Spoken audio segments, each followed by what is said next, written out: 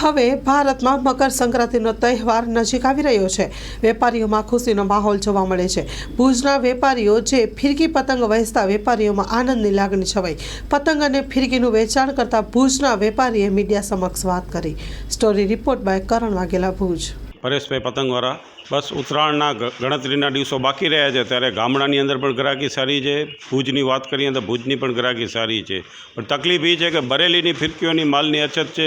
પતંગની અંદર પણ એ જ પરિસ્થિતિ છે, કેમ કે દાંઠી, કમાન, ઠોલા કલકત્તાથી કોઈ માલ આવતો નથી। ધુમ્મસના કારણે લીલો માલ આવે છે, એના કારણે કોઈ પણ માલ બહારેથી આવતો નથી। રો મટીરિયલની તકલીફ છે। બરેલીની જો આપણે વાત કરીએ તો બરેલીમાં અત્યારે 4-5 દિવસથી કોરા પડે છે, એના કારણે પણ ત્યાંથી કોઈ માલ આવતો નથી। જો નવીનતાની વાત કરતા હોય ફિરકોની અંદર વાત કરીએ તો ગ્લાઇન્ડર, તેજ કમાન્ડર, લાલ કિલ્લા એ સારી એવી હોય છે, એની અંદર કોઈ પણ જાતની ચીટિંગ નથી હોતી।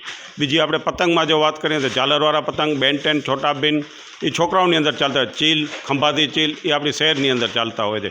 ભાવ વધારાની જો આપણે વાત કરીએ તો અત્યારે સુધી કોઈ પણ જાતનો ભાવ વધારો છે નહીં। માહોલ સારો છે, ગ્રાહકી હજી નીકળશે, એનામાં ક્યાં શંકાનો સ્થાન નથી। રિસ્પોન્સ એકદમ સારો છે, કેમ કે આજે બધે બહારથી પણ આવતા હોય છે કસ્ટમર, અમને કહે પરેશભાઈ માલ આપો। અત્યારે અમારા કને બધે માલ અવેલેબલ છે, પણ આવતા સમયમાં જો માલ નહીં આવે તો અમારા કને જે છે એનામાં જ કામ ચલાવવું પડશે। એટલે વહેલી તકે આવશે તો સારો માલ મળશે। નાના છોકરાઓની આપણે વાત કરીએ તો પુપેડાઓ હોય છે, બિંગલ હોય છે, ટોપી આવતી હોય છે, એ બધે સારી સોલાર કેપ આવતી હોય છે, એ સારી ચાલતી હોય છે।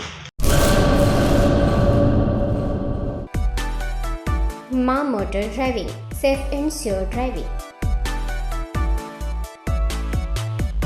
ડ્રાઇવિંગ એ શોખ સાથે આપની મોટી જવાબદારી પણ છે। અમારા ઇન્સ્ટ્રક્ટર દ્વારા સચોટ અને સરળ માર્ગદર્શન। આપની રોજની તાલીમની માહિતી મેળવીને શું અધુરાશ છે એના ઉપર પૂરું ફોકસ કરાય છે।